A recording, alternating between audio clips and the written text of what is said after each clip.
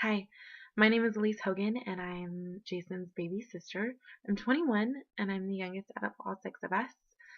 When Jason was arrested, I was really little, so I don't really know a lot about the person that he used to be or the person that he was when he got arrested, but I can tell you about our relationship and the person that he is now.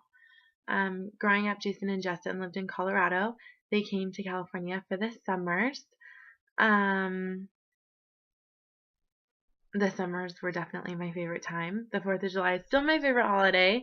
I think it's because I have so many fun memories when I was little. It was one of the only holidays that we were all together as a family. Um, Jason, my whole life, even till now, has tried his best to be the best brother to all of us. Um, there's something about him that makes him different. And I guess I've always known that because even though you're not supposed to choose favorites, he's always been my favorite brother. When I learned that Jason was arrested, my parents had kept it from me for a while. I listened to many phone conversations, overheard lots of phone conversations because you know when something's wrong, no matter how old you are. And when they finally told me, I kind of was like, yeah, because I already knew, but also like you're so little, so you don't really know the extent of what actually happened and what that actually means and how it affects him, how it affects you, how it affects the family. There was a point in time when I was younger, and I think it really heavily affected me, but it also heavily affected our family. And I think I just picked up on like the feeling that was carried around the house. Um, there are a few things about my relationship with Jason that almost breaks my heart a little bit more. I think it's because since he got arrested when I was so young, I can't really remember much about who, like, being his sister. Like, I can tell you visitation, but as far as like civilization, I can't tell you a lot of memories. Um, I remember coming home when I was younger, and he had put up these glow in the dark stars in my bedroom when I was gone.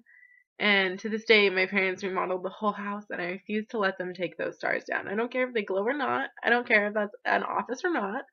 The stars are staying up on that wall. Um,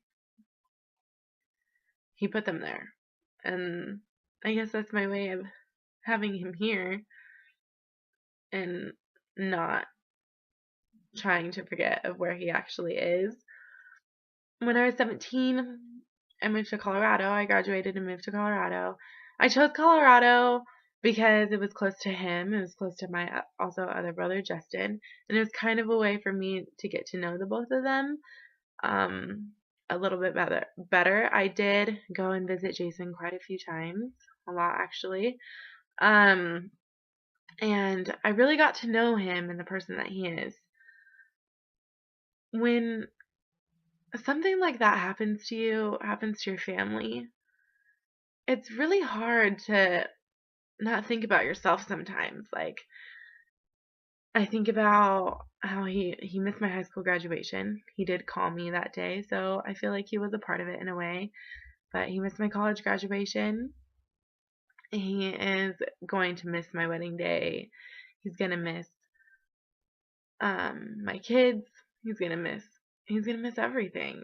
Um, if I could have one simple thing, it would be just to be able to cook him dinner or like watch a movie with him. I know I probably tortured him through a lot of Barney movies when I was little, but I can't remember any of them, so that doesn't even count. Um, I'm very blessed that I got to move to Colorado and get to know Jason on a deeper level. I could tell you that he has taught me more about myself, and he has taught me more than anyone has ever taught me. Um, there's something about him that is really hard to explain. Like, you really have to spend time with him to see it.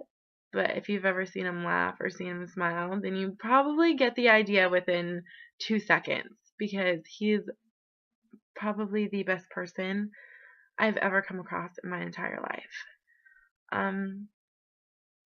Like I said, it's easy to think about everything that he's going to miss out in my life, but then I think about all the things that he's going to miss out in his life. Makes me sad that the world doesn't get to see the person that Jason is. And when you get arrested so young, like imagine the type of person that you can grow up to be. I mean, you have a choice. You can either say my whole life's over anyways and I'm going to act this way, or you could be the person like Jason and take all of the crap and turn it into lessons.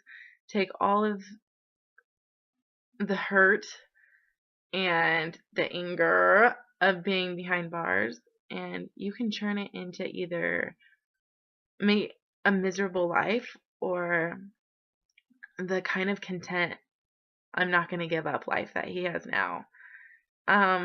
He's definitely always stayed strong for all of us. He's tried to keep the family together when we should be the ones, trying to keep him together. I guess this is our way of showing him how much we really care and trying to show you how much of a good person he really is. I wish that I could say more, but the best thing that I could tell you is to spend 5 minutes with him. It's not a front. He really is a ridiculously great person. I would love for one day me to be able to be standing next to him in the grass or like somewhere normal away from inside the prison.